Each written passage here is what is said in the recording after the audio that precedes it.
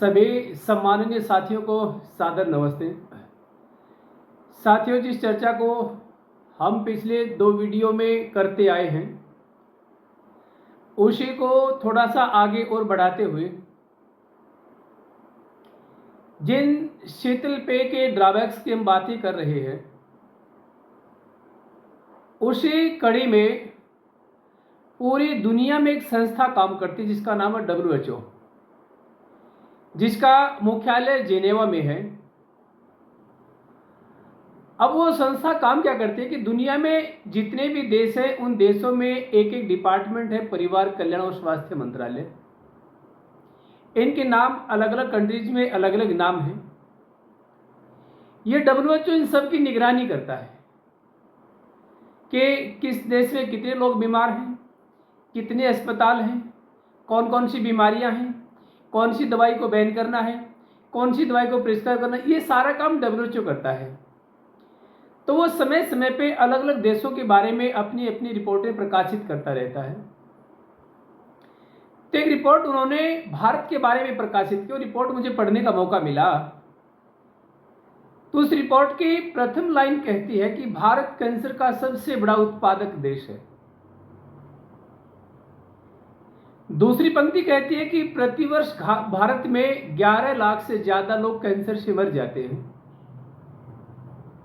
और ऐसे करते करते वो लंबी चौड़ी लिस्ट थी। मैं उस रिपोर्ट को जब मैंने पढ़ा तो मैंने देखा कि सर्वे भवन्तु सुखिनः सर्वे सन्तु निरामयाः, इस कल्पना वाला देश जो सबके सुखी और मंगलकारी होने की कामना करता है, ऐसी कल्पना वाले देश में और 11 लाख लोग प्रतिवर्ष कैंसर से मर जाएं, तो ये आश्चर्य की बात है, हैरान करने वाली बात है, सामान्य बात नहीं है। ये बार बार कहीं कहीं जब घूमते रहते हैं तो मैंने आज तक एक भी गांव ऐसा नहीं मिला जिसमें कैंसर का एक भी मरीज ना हो। और एक दिन तो हद इस बात की हो गई कि एक रोडवेज की बस में मैं जा रहा था और जैसे रोडवेज की बसों की सीटों की कैटेगरीज हैं, कुछ सीटें चालक परिचालक के लिए, कुछ स्वतंत्रता सेनानियों के लिए, कुछ महिलाओं के लिए, कुछ विकलांगों के लिए, दिव्यजनों के लिए, इन सब के लिए सीटें आरक्षित की गई हैं। लेकिन एक दिन मैंने देखा कि सीट नंबर 2 और 3 कैंसर के मरीजों के लिए आरक्षित है। तब मुझे लगा कि WHO सच बोलता है। और ये आंकड़े इतने ही नहीं, ये आंकड़े इससे ज़्यादा भी हो सकते हैं, क्योंकि ये बात कहता है कि ये आंकड़े तो रजिस्टर्ड हैं, पंजीकृत हैं, और जो अनरजिस्टर्ड हैं वो तो संख्या और भी ज़्यादा हो सकती है। तो मैंने सोचा कि इतने बड़े कैंसर के मरीजों का कोई ना कोई भारत में बहुत बड़ा कारण होगा। तो कैंसर के मरीजों को जब ढूंढने की कोशिश की तो कैंसर को पैदा करने वाले असंख्य कारक हैं, बहुत सारे कारक हैं, लेकिन ये शीतल पेय इकलौती जिम्मेदार है 7%, माने 7% ही कैंसर को बढ़ाने में ये जिम्मेदार है। बचपन में हम जब 6ठी 7वीं क्लास में पढ़ते थे तो उस समय हमारे टीचर हमें पढ़ाते थे और हम SS में पढ़ते भी थे कि भारत एक कृषि प्रधान देश है और भारत की अर्थव्यवस्था कृषि के ऊपर आधारित है। और ये पढ़ते पढ़ते अगर आज की स्थिति को देखें तो आज भी हालात बहुत ज़्यादा बदले नहीं हैं। आज भी हमारी अर्थव्यवस्था खाद्यान्न पे है, कृषि पे टिकी हुई है। इतने बड़े जब कैंसर के मरीजों को अगर हम ट्रीटमेंट के लिए तरफ लेके जाएं, सबको इलाज अगर भारत सरकार मुहैया करवाए, तो मोटा मोटी मेरी गणना बने, और ये लगभग में है, बहुत ज़्यादा इसमें मैं एक्यूरेट जा नहीं पाया, लेकिन मोटा मोटी मेरे पास एक अनुमान है कि अगर भारत सरकार सारे कैंसर के मरीजों को प्रतिवर्ष हॉस्पिटलाइज करने की व्यवस्था करे तो जितनी भी कल्टीवेटेड लैंड है, कल्टीवेटेड लैंड, उसके ऊपर या तो अस्पताल बन जाएंगे कैंसर के मरीजों को भर्ती करने के लिए, या बड़े बड़ी फैक्ट्रियां बन जाएंगी कैंसर के मरीजों का इलाज करने के लिए हमें दवाइयाँ चाहिए, या बड़े बड़े कॉलेजेस बन जाएंगे क्योंकि कैंसर के मरीजों का इलाज करने के लिए हमें डॉक्टर भी चाहिए। अब आप देखिए कि जितनी भी कल्टीवेटेड लैंड है, ये लैंड वो है जिसके ऊपर हम कपास पैदा करते हैं, गेहूं पैदा करते हैं, बाजरा पैदा करते हैं, धान पैदा करते हैं, मक्का पैदा करते हैं, चावल पैदा करते हैं, गेहूं ज्वार पैदा करते हैं। लेकिन मैं जब इस चीज़ को पढ़ा WHO की पहली पंक्ति, तो हमने सुना था कि भारत जूट पटसन का उत्पादक देश है, अभ्रक बॉक्साइट का उत्पादक देश है, गेहूं चावल चने जौ गन्ने मटर का उत्पादक देश है, फलों सब्जियों का उत्पादक देश है, लेकिन भारत कैंसर का उत्पादक देश है। ये बड़ी आश्चर्य की बात है। जब सारी कल्टिवेटेड लैंड के ऊपर ये अस्पताल, फैक्ट्री, कॉलेजेस बन जाएंगे, तो जिस भूमि पे अस्पताल बना वो भूमि सदा सदा के लिए बांझ बन गई, कभी अन्न का उत्पादन नहीं कर सकती। और एक ऐसे देश में जिसकी अर्थव्यवस्था कृषि के ऊपर आधारित हो, उस भूमि पे सारी पे अस्पताल, फैक्ट्री बन जाए, तो आज तो हम धन मांगते विदेशों से, लेकिन एक समय ऐसा आएगा कि हमें खाद्यान्न मांगना पड़ेगा। और सबसे बड़ी बात कि जो हरित क्रांति के माध्यम से हमने खाद्यान्न में जो आत्मनिर्भरता प्राप्त की थी, वो लक्ष्य हमारा जाता रहेगा। बहुत ज़्यादा दूर जाने की जरूरत नहीं है। एम्स 2 की जब स्थापना हुई बादशाह में, तो लगभग 600 से 650 एकड़ जमीन उसके नीचे आती है। अब वो कभी उस पर गेहूं हो सकता है क्या? ऐसे रिवाड़ी में है, 450 एकड़ के आसपास उसमें जमीन है, और ये तो चुनिंदा संस्थान है, सारे पेशेंट तो वहां भी नहीं जाते। तो इसको अगर हम पीना बंद कर दें, इस पेय पदार्थ को अगर हम पीना बंद कर दें, तो हम 6 से 7% कैंसर की बीमारी को हम कंट्रोल कर सकते हैं। और अगर ये बीमारी कंट्रोल हो जाएगी तो इतने औसत में हमारे पास अस्पताल कम बनेंगे, इतनी औसत में हमारे पास फैक्ट्रियां कम बन जाएंगी। और ये अस्पताल, फैक्ट्री, ये प्रगति का द्योतक नहीं है। हमने बहुत सारे जो बदलाव हैं वो इसलिए भी हमने ओढ़ लिए कि ये बदलाव है, ये प्रगति का द्योतक है, लेकिन सारे बदलाव प्रगति के द्योतक नहीं हो सकते, ऐसे ही हमने ओढ़ ली। तो इसको पीना बंद करके हम इस बीमारी पे 7% हम कंट्रोल कर सकते हैं। दूसरी एक बहुत बड़ी चीज है कि दुनिया में जितने भी जलवायु विशेषज्ञ हैं, ये हर साल अपना सम्मेलन करते रहते हैं। और ये जितने भी ये सम्मेलन करते हैं, तो सम्मेलन में सारे के सारे पर्यावरणविद एक बात पर ये टिक जाते हैं कि क्लाइमेट चेंज हो रहा है, तापमान बढ़ रहा है, CFCs बढ़ रही है।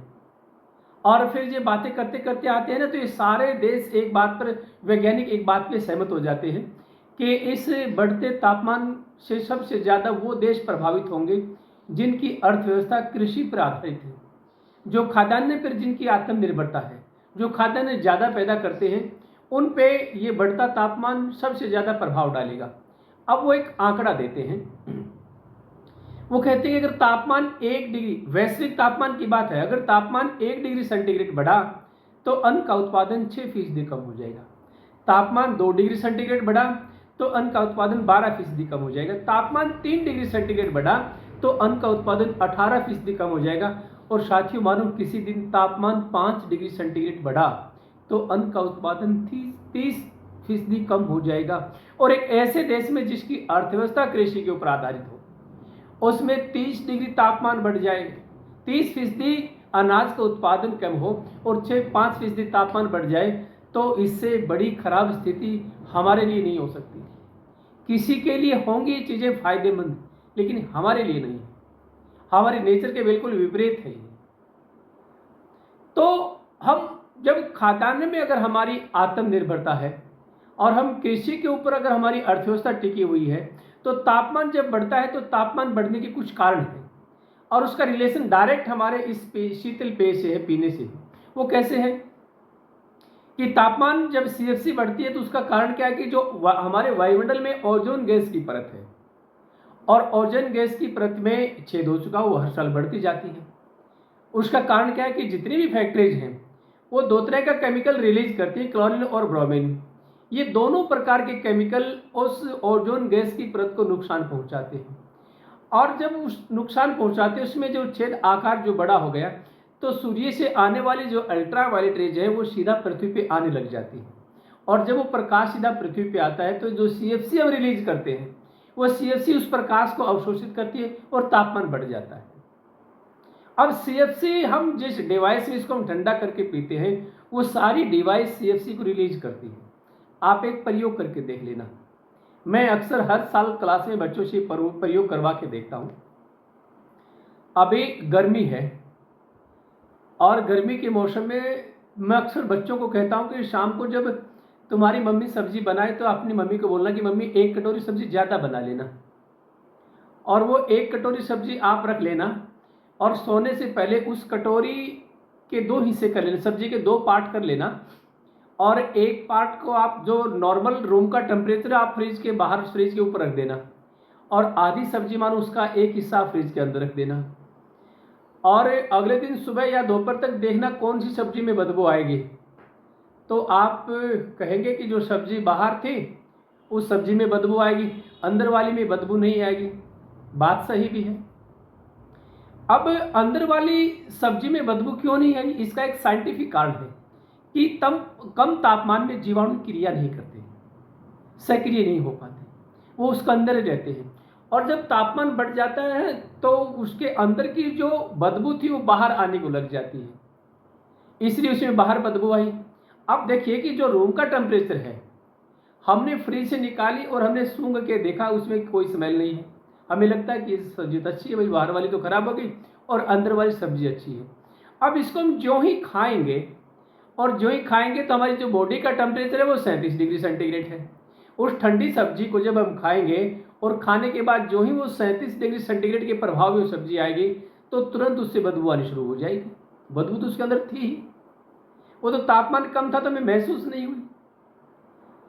तो अगर हम इसको पीना बंद कर दें तो हमारे घर से ये डिवाइस खत्म हो जाएगी, और ये डिवाइस हमारी माने फ्रिज हमारे घर से खत्म हो जाएगा, तो हम CFC को कम रिलीज करेंगे।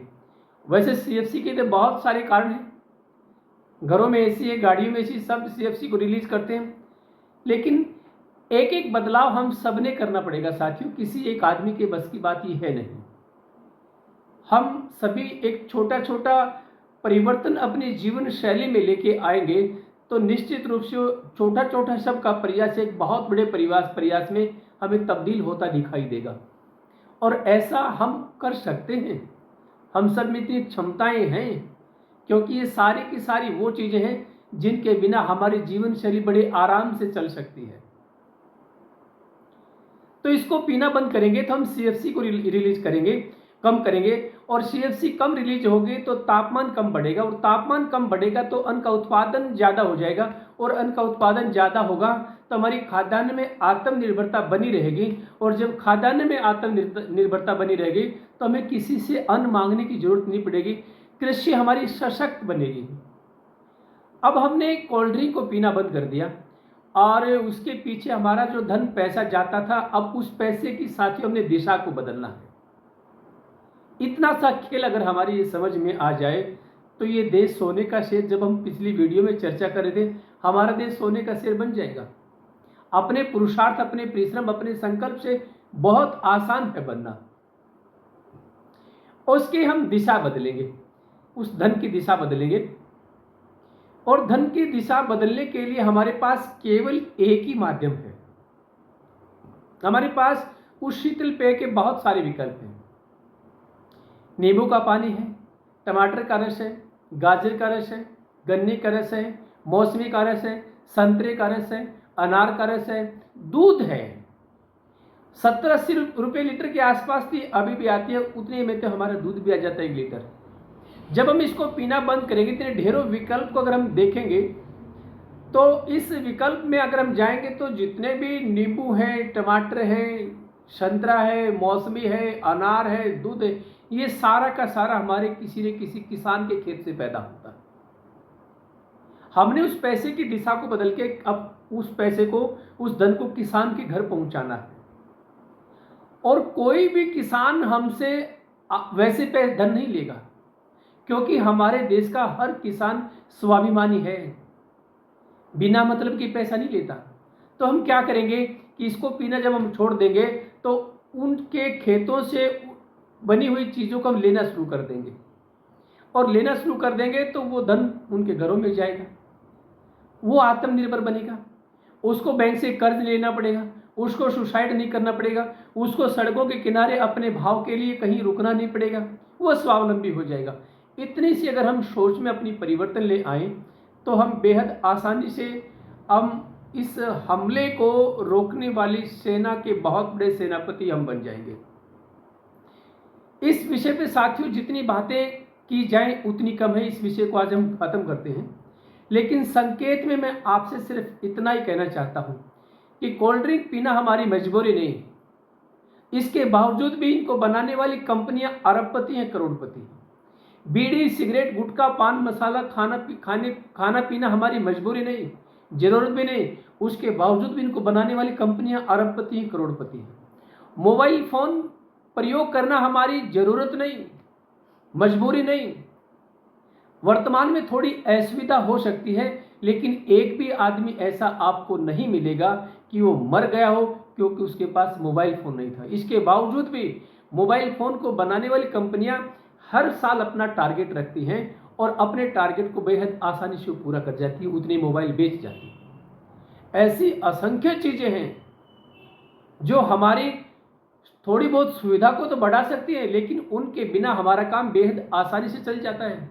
मैं कहना चाहता हूं साथियों कि जो किसी के जरूरत की चीजों को पूरी नहीं करते, उन चीजों को बनाने वाले अरबपति हैं, करोड़पति हैं।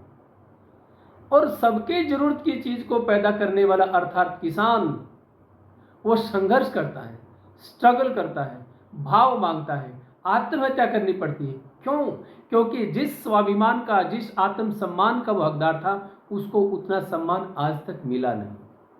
ये सबके जरूरत की चीज को पैदा करता है। अर्थात अगर ये कार्य काम करना बंद कर दे, अपना उत्पादन बंद कर दे, तो मनुष्य ही नहीं, संपूर्ण जीव जगत का अस्तित्व संकट में पड़ जाएगा। तो इसके बचाव में सबका बचाव है। तो मेरा आप सबसे प्रणय निवेदन है कि आप इन सब चीजों को छोड़िए, ये हमारी जरूरत नहीं है। हमने देखा देखी ये हमारे व्यवहार में आ गई और ये अब ये ना तो ये उगलते बनती है, ना ये निगलते बन रही है। एक संकल्प के बिना इससे हम पीछा छुड़वा नहीं सकते। तो मेरा आप सबसे पुनः प्रणय निवेदन है कि एक संकेतात्मक रूप से मैंने भिन्न भिन्न बिंदुओं को छूने की मैंने कोशिश की और ये समुद्र में एक बूंद के बराबर छोटा सा मैंने प्रयास किया। आप सभी प्रयास करें और वो प्रयास हम सब के व्यवहार में आ जाए और हमने कहाँ तक इस चीज को लागू करना है, एक एग्जाम्पल और देके मेरी बात खत्म हो जाएगी इस विषय की।